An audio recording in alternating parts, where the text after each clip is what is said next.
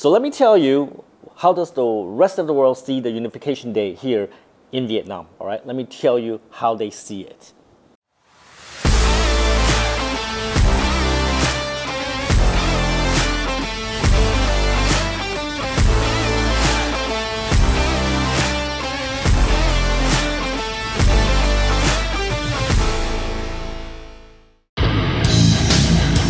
Take effing action, put it together, and subscribe to Tom Peng's channel on YouTube now. Yeah, I like it, it's crazy. Before we get into how the world sees the Unification Day here in Vietnam, I want to talk about what are you doing on this extra long holiday, because we have about 5 days off. Saturday, Sunday, well, people generally take Monday off, and then we have the Unification Day on April 30th, and then the May 1st is Labor Day. So this long weekend, what have you been doing? I know a lot of people go travel, maybe go to Vũng Tàu, maybe go to the Lat. We don't do that because the traffic is just crazy, right? So what can I do? What can you do, and what can I do on the Unification Day? Here's some ideas.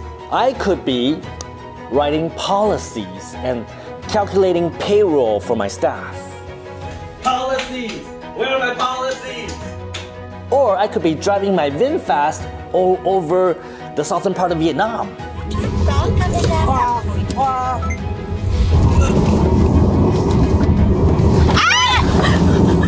Or I could be practicing my violin.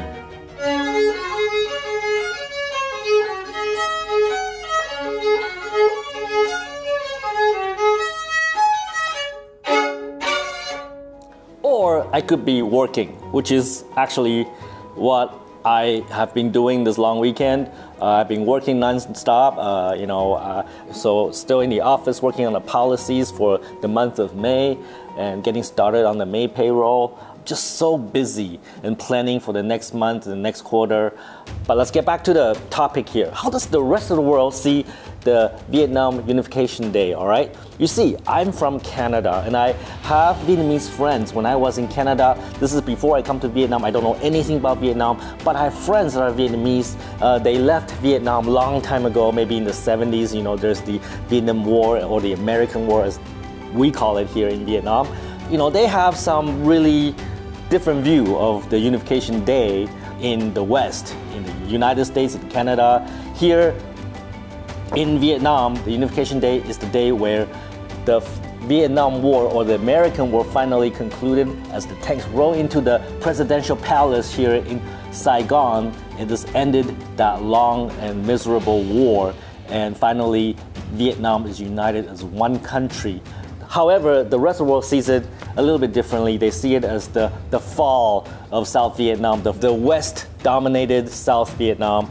They see it as the fall of democracy and freedom.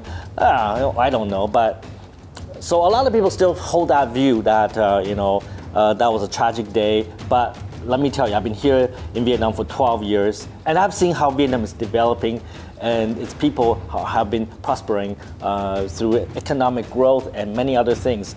And I love this country, and I think this country is destined to do great things, especially with what's happening in the world, with the whole manufacturing hub being moved to Vietnam.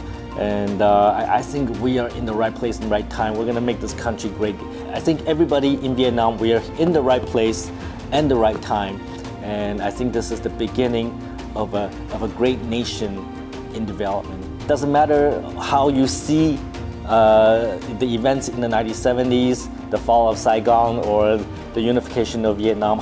It doesn't matter how you see it, but I think the result is what matters. And the result in 2024 is that Vietnam is a growing, prospering, and developing country, and that's going to be an important nation in the world.